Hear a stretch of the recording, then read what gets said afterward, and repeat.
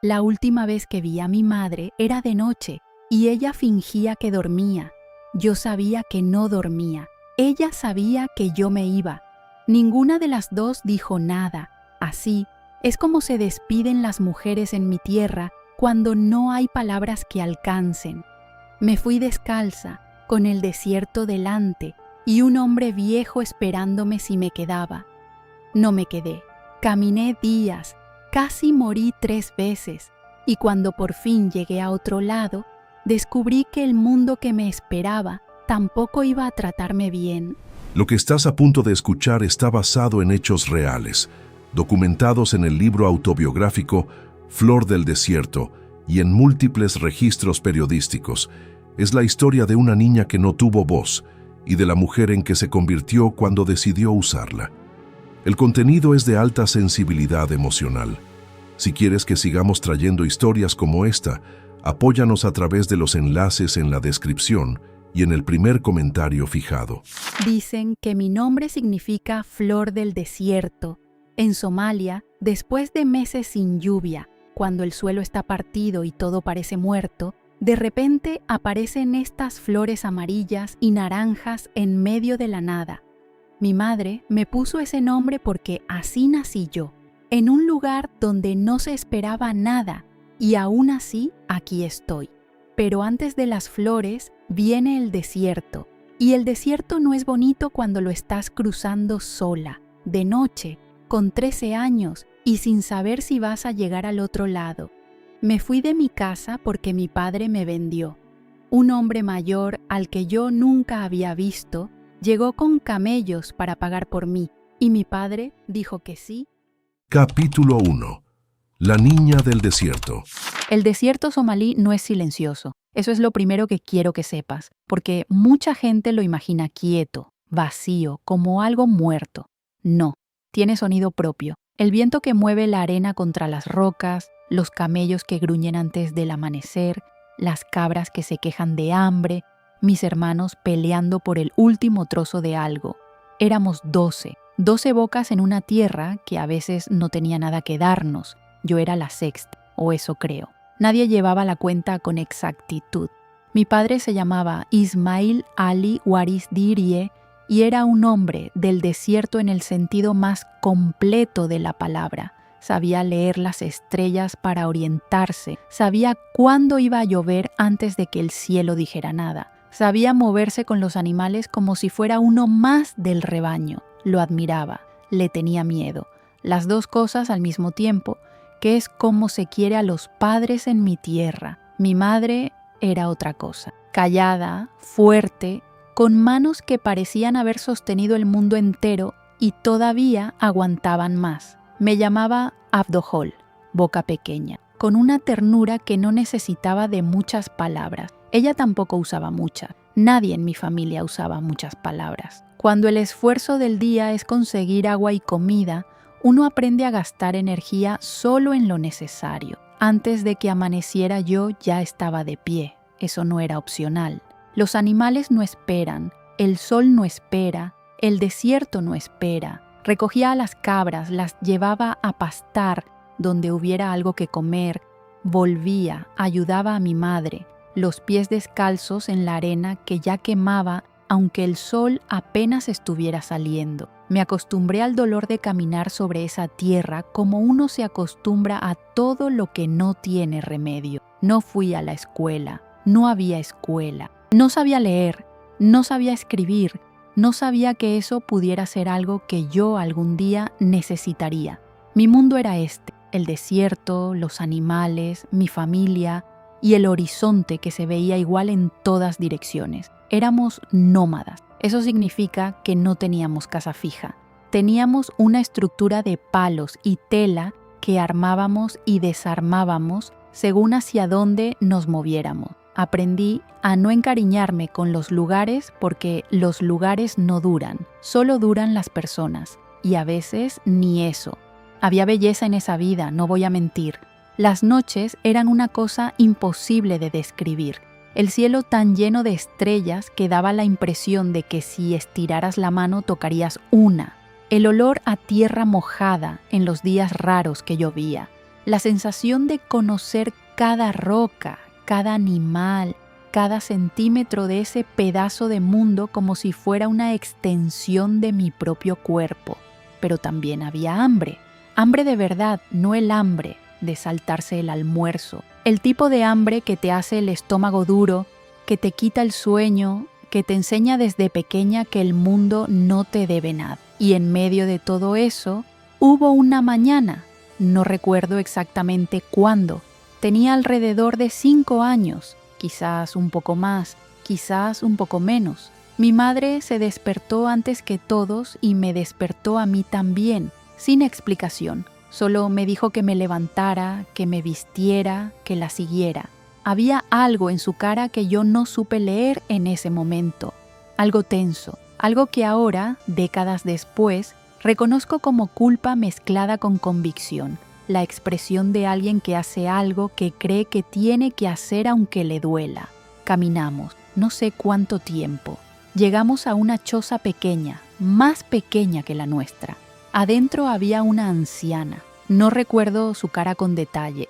Solo recuerdo que olía a ceniza y que sus manos eran muy oscuras y muy arrugadas. Mi madre me dijo que me sentara, que me quedara quieta, que iba a hacer algo bueno.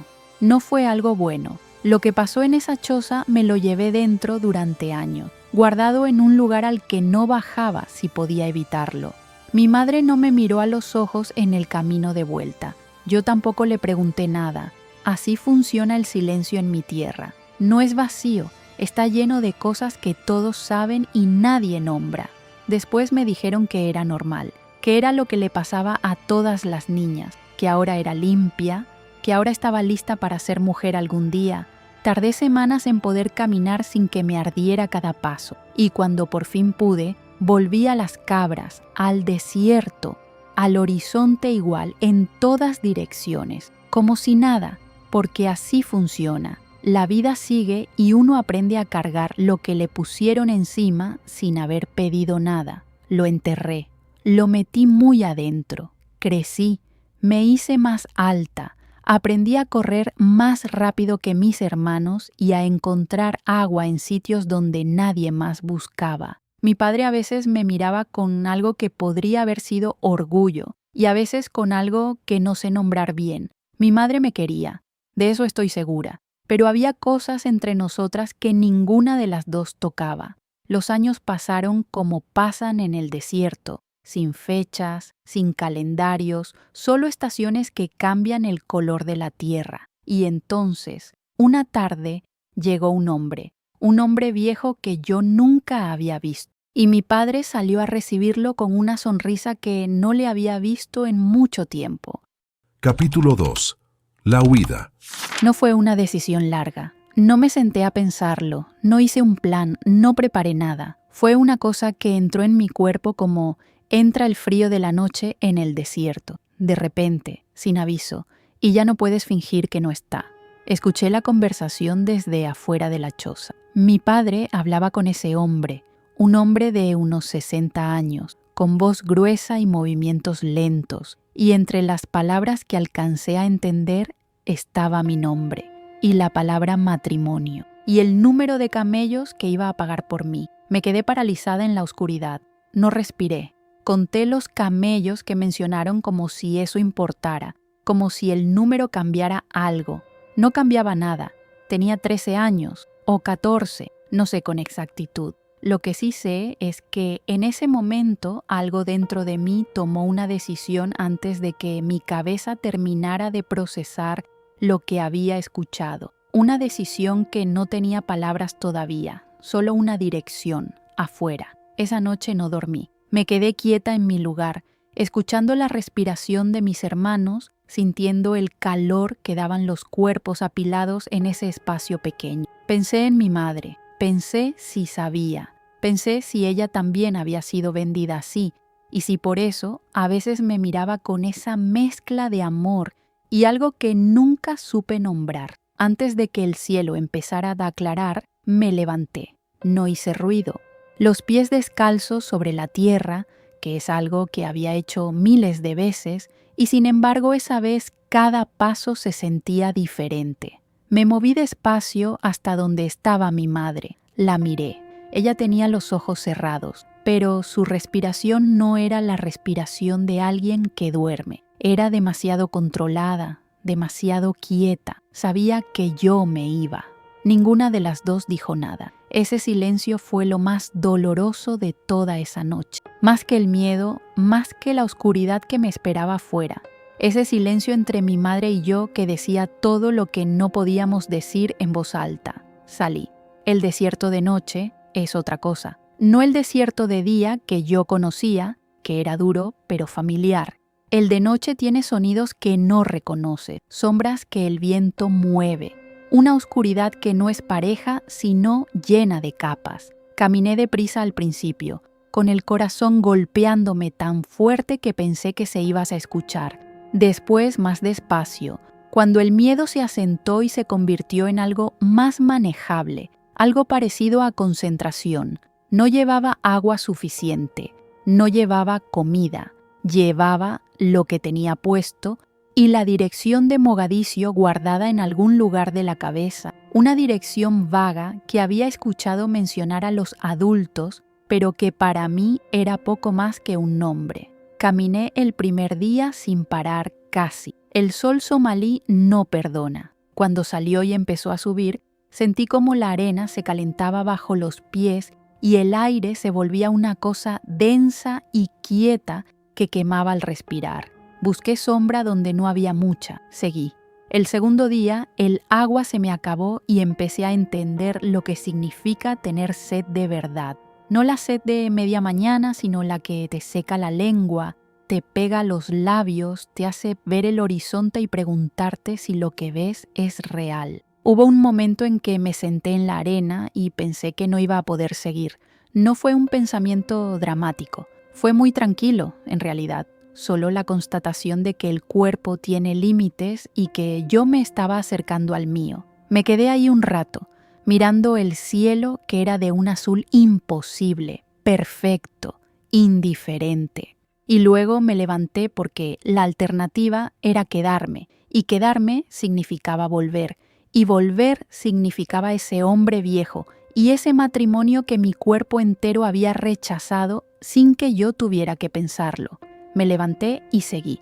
No sé cuántos días caminé en total. El tiempo en el desierto sin agua ni comida se distorsiona. Hay momentos que recuerdo con claridad extraña, una roca con una forma particular, el sonido de un pájaro que no vi, el alivio brutal de encontrar un poco de agua en un pozo casi seco, y hay horas enteras que desaparecieron como si no hubieran existido. Lo que sí recuerdo es Mogadiscio. La ciudad fue un golpe. Venía del desierto, de un mundo donde el ruido más fuerte era el viento o los animales, y de repente había gente por todas partes, vehículos, voces en distintas direcciones, olores a comida y a gasolina, y a humanidad acumulada. Me quedé parada en una esquina sin saber qué hacer, sucia, exhausta, con los pies en un estado que no quiero describir. Encontré a mi abuela. Eso fue un milagro tan improbable que todavía no sé muy bien cómo explicarlo. Pregunté, seguí hilos y la encontré.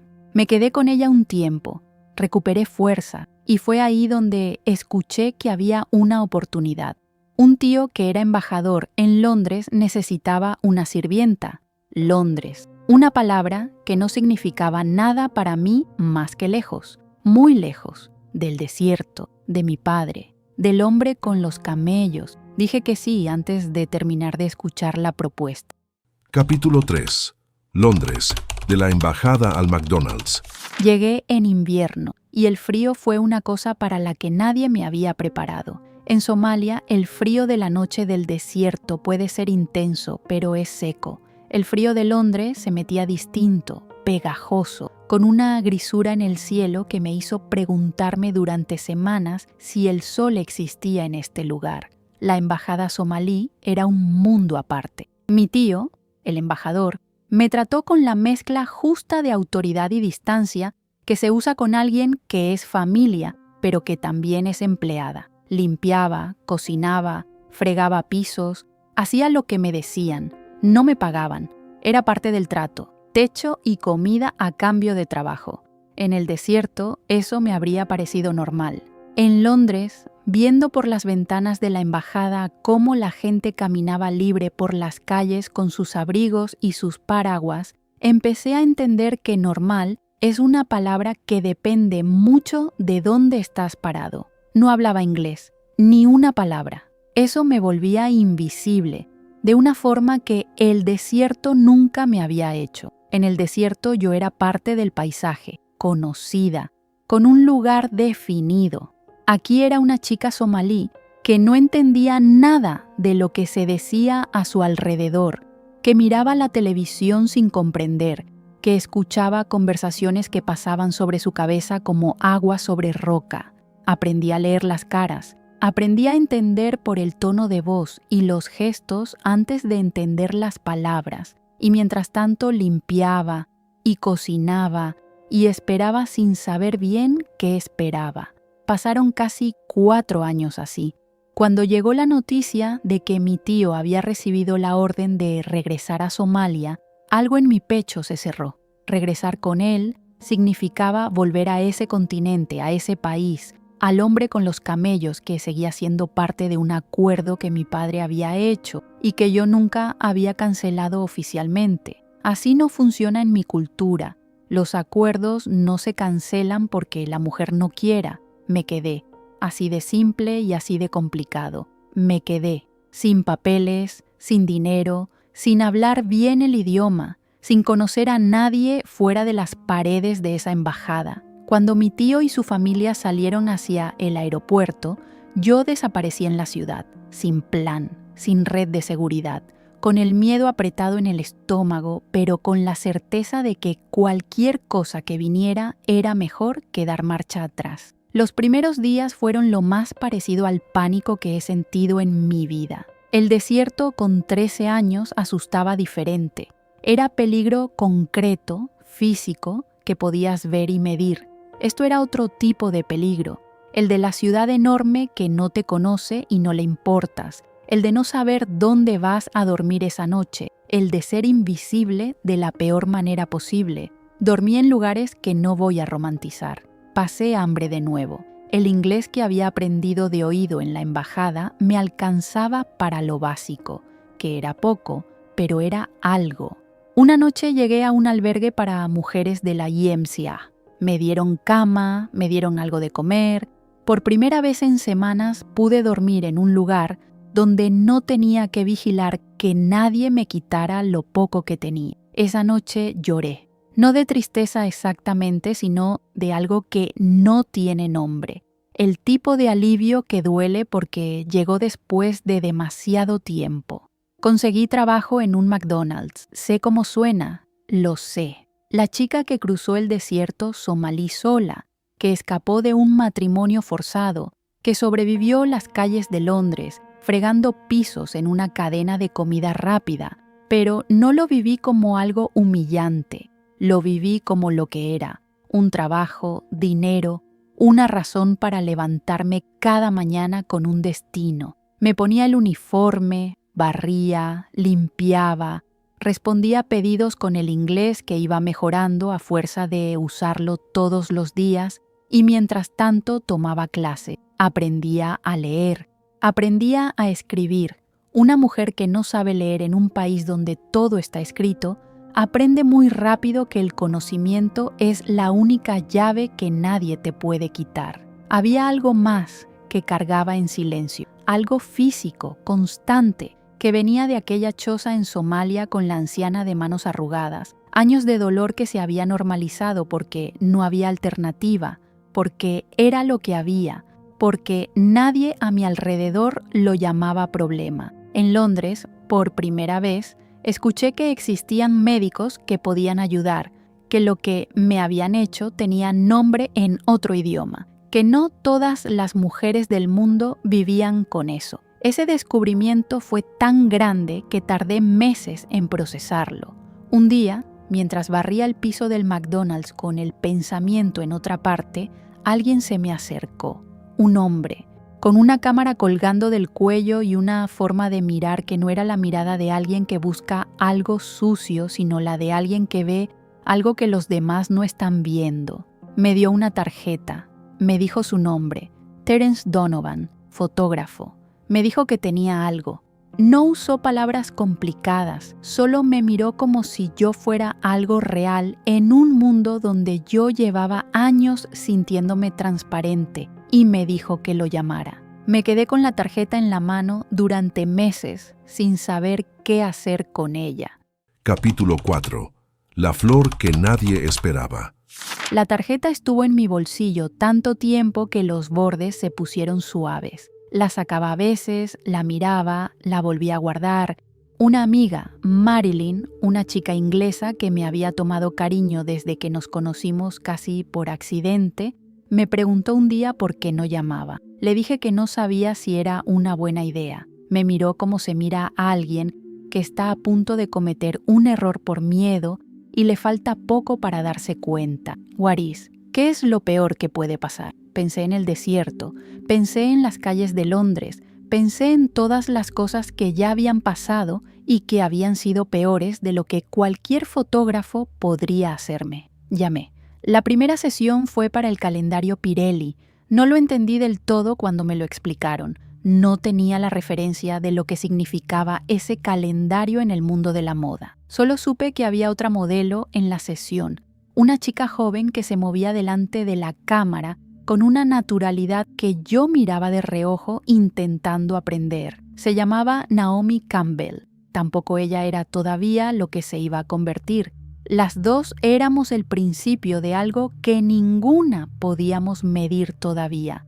Terence Donovan me decía que mirara aquí, que moviera la cabeza así, que no pensara tanto. Ese último consejo era el más difícil. Yo pensaba en todo, en cómo se veía mi cuerpo, en si estaba haciendo lo correcto, en si aquella anciana somalí con manos de ceniza podría imaginar que la niña, a la que había marcado para siempre, estaba ahora delante de una cámara en Londres con luces artificiales y gente corriendo de un lado al otro. Las fotos salieron. No voy a fingir que entendí lo que pasó después. Fue demasiado rápido, demasiado grande, para que alguien que había aprendido a leer hacía pocos años pudiera procesarlo con calma. Las agencias se interesaron, los contratos llegaron, el teléfono que antes no sonaba empezó a sonar, y de repente yo, la chica que barría pisos en un McDonald's, estaba en conversaciones sobre desfiles en Milán, sobre portadas de revista, sobre algo llamado contrato exclusivo. Me fui a Nueva York. Nueva York fue otro golpe, pero diferente al de Londres. Londres me había aplastado con su grisura y su frío y su indiferencia. Nueva York tenía una energía que reconocí de alguna manera extraña, algo en la velocidad de la ciudad, en la forma en que nadie te miraba porque todos estaban demasiado ocupados, que me resultó más manejable que la distancia educada de los ingleses. Aprendí a moverme. Aprendí que en esa ciudad la rareza no es un problema, sino a veces una ventaja. Revlon me ofreció un contrato exclusivo. Fui la primera modelo africana en conseguirlo con esa empresa. No lo supe de inmediato en toda su magnitud. Me lo explicaron los números en el papel, que eran números que yo no había visto juntos en mi vida. Y lo entendí con el tiempo cuando empecé a ver mi cara en los costados de los autobuses, en los escaparates, en las revistas que la gente leía en el metro. Esa cara mía, con los pómulos que el desierto formó y los ojos que mi madre me dio, en el mundo que más lejos estaba del desierto somalí que yo pudiera imaginar. Milán, París. Las pasarelas eran un idioma nuevo que aprendí como aprendí todos los idiomas, mirando, imitando, equivocándome, corrigiéndome. Me cayeron bien algunos diseñadores y mal otros. Aprendí qué batallas valían la pena y cuáles no. Aprendí que el mundo de la moda tiene su propia crueldad, más refinada que la del desierto, pero crueldad al fin, y que para sobrevivir en él necesitaba la misma cosa que me había mantenido viva cruzando la arena, saber exactamente en qué creer y en qué no. Hubo una película de James Bond, The Living Daylights, con Timothy Dalton, un papel pequeño, una chica Bond más, pero para mí fue otra prueba de que el mundo era más grande de lo que el desierto somalí me había dejado imaginar de niña. Estaba en una pantalla de cine, yo, la sexta hija de un nómada somalí que no sabía cuándo había nacido. Y sin embargo, en medio de todo eso había algo que no desaparecía, algo que el éxito no tapaba, que los contratos no borraban, que las portadas de revista no alcanzaban a cubrir. El dolor físico que venía de aquella mañana en Somalia seguía siendo parte de mi cuerpo, de mi día a día, de cosas tan básicas como caminar demasiado o sentarme en ciertas posiciones. Fui a un médico en Londres, un médico que me trató con más respeto del que había esperado, que me dijo que no estaba sola, que muchas mujeres llegaban a su consulta con lo mismo, mujeres de Somalia, de Sudán, de Egipto, algunas embarazadas y aterradas, que venían sin el permiso de sus maridos porque no había otra manera. Ese médico me operó. La recuperación fue larga, pero 3 semanas después pude hacer algo tan simple como usar el baño sin que fuera una experiencia que requiriera apretar los dientes. Y esa simplicidad fue la cosa más parecida a la libertad que había sentido en mucho tiempo. Lo guardé para mí. Nadie en mi mundo de pasarelas y contratos y flashes de cámara sabía nada de eso. Era mi secreto, el más pesado, el que cargaba debajo de todos los vestidos de diseñador y todas las sonrisas calculadas para las fotografías. Pero los secretos tienen un peso que va creciendo y hay un momento en que el cuerpo decide que ya no puede sostenerlo más. Ese momento estaba llegando. Lo sentía en los bordes, como el amanecer en el desierto, antes de que la luz sea visible, pero cuando ya el cielo empieza a cambiar de color. Alguien iba a preguntarme, y esta vez no iba a callar. Capítulo 5. La voz que rompió el silencio. La periodista se llamaba Laura Sif y trabajaba para Marie Claire. Era 1997. Yo estaba en la cima de todo lo que el mundo de la moda puede ofrecer, y la entrevista iba a ser una de esas piezas de perfil que se hacen con modelos famosas. ¿De dónde vienes? ¿Cómo empezaste? ¿Qué te inspira? Las preguntas de siempre. Pero en algún punto de esa conversación algo cambió. No sé exactamente cómo llegamos ahí. Laura me hizo una pregunta sobre mi infancia en Somalia, sobre las tradiciones, sobre cómo era crecer en esa cultura, y yo abrí la boca para dar la respuesta que siempre daba, la versión resumida y controlada de mi historia, y en cambio salió otra cosa, la verdad. Hablé de la choza, de la anciana, de los 5 años, de lo que había cargado toda la vida mientras aparecía en portadas de revista con la sonrisa calculada para las fotografías. Hablé sin parar, sin mirarla, con los ojos fijos en algún punto entre las dos, como cuando uno habla con alguien que no está en la sala. Laura Sif no interrumpió, solo escuchó. Cuando terminé, estábamos las dos en silencio un momento. Yo me di cuenta de lo que acababa de hacer y sentí algo que no era exactamente miedo ni exactamente alivio, sino las dos cosas a la vez, peleando dentro del pecho. Había dicho en voz alta a una desconocida con grabadora, algo que no le había contado ni a las personas más cercanas en mi vida. El artículo salió y el mundo no esperó. La reacción fue inmediata y fue global. Teléfonos, entrevistas, periodistas de todos los países que querían hablar conmigo, organizaciones que no sabía que existían, que de repente tenían mi número. Y en medio de todo ese ruido, una llamada de las Naciones Unidas. Me nombraron embajadora especial contra la mutilación genital femenina. Yo, que no había ido a la escuela. Yo, que había aprendido a leer de adulta en Londres. Yo, que había llegado a esa ciudad huyendo descalza de un matrimonio que mi padre había acordado con camellos como moneda de cambio. Iba a hablar frente a organismos internacionales, frente a gobiernos, frente a cámaras de televisión de todo el mundo sobre algo que afectaba a millones de niñas que en ese momento estaban en algún desierto, o alguna aldea, sin saber que alguien estaba pronunciando su silencio en voz alta. Dejé las pasarel. No fue una decisión difícil una vez que estuvo tomada. Viajé, hablé. Me reuní con víctimas, con familias, con madres que habían hecho lo mismo que mi madre porque era lo único que conocían. Y llegué a esos encuentros sin el juicio fácil de quien mira desde afuera. Llegué desde adentro. Llegué sabiendo lo que cuesta crecer en un mundo donde el daño viene envuelto en tradición y nadie lo llama por su nombre, donde las mujeres más viejas se lo hacen a las más jóvenes porque a ellas también se lo hicieron. Y así lleva generaciones girando sin que nadie se pare a preguntar por qué.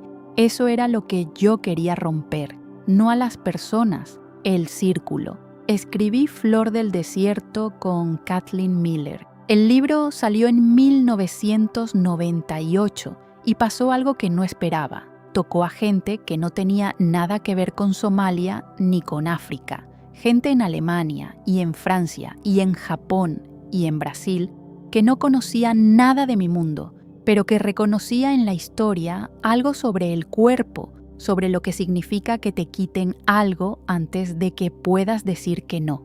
En Alemania el libro estuvo en la lista de los más vendidos durante 120 semanas. 120. Yo, que no sabía leer cuando llegué a Londres, volví a Somalia, 20 años después de haberme ido de noche, descalza, con el corazón golpeando fuerte y la arena fría bajo los pies. Fui con un equipo de la BBC que me había propuesto hacer un documental sobre mi vida y yo había dicho que sí con la condición de que me llevaran a buscar a mi familia.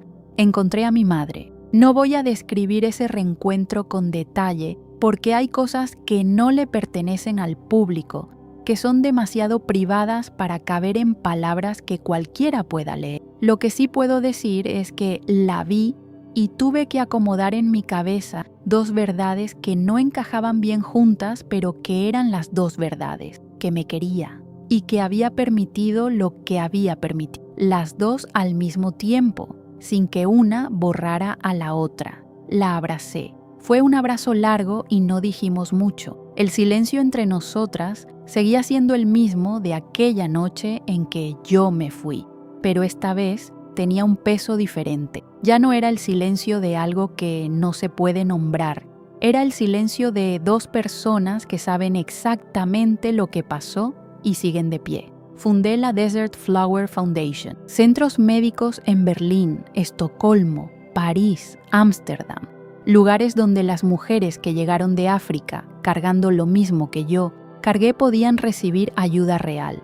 No compasión de lejos, sino intervención concreta, médicos que entendían, espacio para sanar algo que la mayoría del mundo prefería no mirar. Más de 8.000 niñas en el mundo siguen pasando por esto cada día. 8.000. Cuando pienso en ese número, a veces tengo que parar y respirar porque es demasiado para procesarlo de golpe. Pero también pienso en los números que van en la otra dirección. Los estudios que muestran que en el este de África la práctica bajó de casi 70% a menos de 10 en 2 décadas, que en Europa, por primera vez en la historia de Gran Bretaña, un tribunal condenó a una madre por haberle hecho esto a su hija de 3 años. Las cosas se mueven, con resistencia, con retrocesos, más despacio de lo que debería, pero se mueven. Yo soy la prueba de que se mueven porque estoy aquí contándolo. Waris Dirie nació sin fecha registrada en un desierto que no aparece en ningún mapa importante. Pasó por cosas que habrían detenido a cualquiera antes de los 20 años. Y aún así, aquí está. En los libros, en las pantallas, en los centros médicos donde mujeres que nadie más escucha encuentran por fin un lugar donde ser atendidas. Su historia no es una historia de superación en el sentido fácil de esa palabra. Es algo más complicado que eso. Es la historia de una mujer que cargó un daño real durante décadas, que encontró una grieta por donde hablar y que metió en esa grieta todo lo que tenía. Lo que le hicieron de niña no desapareció. Lo que vivió en el desierto, en las calles de Londres, en los pisos que fregó antes de que nadie supiera su nombre, no desapareció. Waris habló con eso encima, no después de haberlo resuelto. Y hablar fue lo que fue moviendo las cosas, despacio, con resistencia pero moviéndolas. El legado de Waris Dirie no está en las portadas de revista ni en los contratos firmados en ciudades que su madre nunca pudo imaginar. Está en cada niña que no pasó por esa choza porque alguien habló antes de que fuera tarde. Está en cada mujer que llegó a uno de sus centros médicos y recibió ayuda sin que nadie le pidiera que callara. Está en el hecho simple y concreto de que un tema que el mundo entero prefería no mirar hoy tiene nombre, tiene leyes, tiene condenas judiciales. Ella abrió esa puerta, sola, primero, después con millones caminando detrás. Si esta historia te movió algo por dentro, la mejor manera de agradecerlo es compartirla con alguien que necesite escucharla también. Suscríbete al canal, deja tu like y apóyanos a través de los enlaces en la descripción y en el primer comentario fijado. Cada gesto cuenta para que podamos seguir trayendo historias que importan. Hasta la próxima historia. Gracias por estar aquí.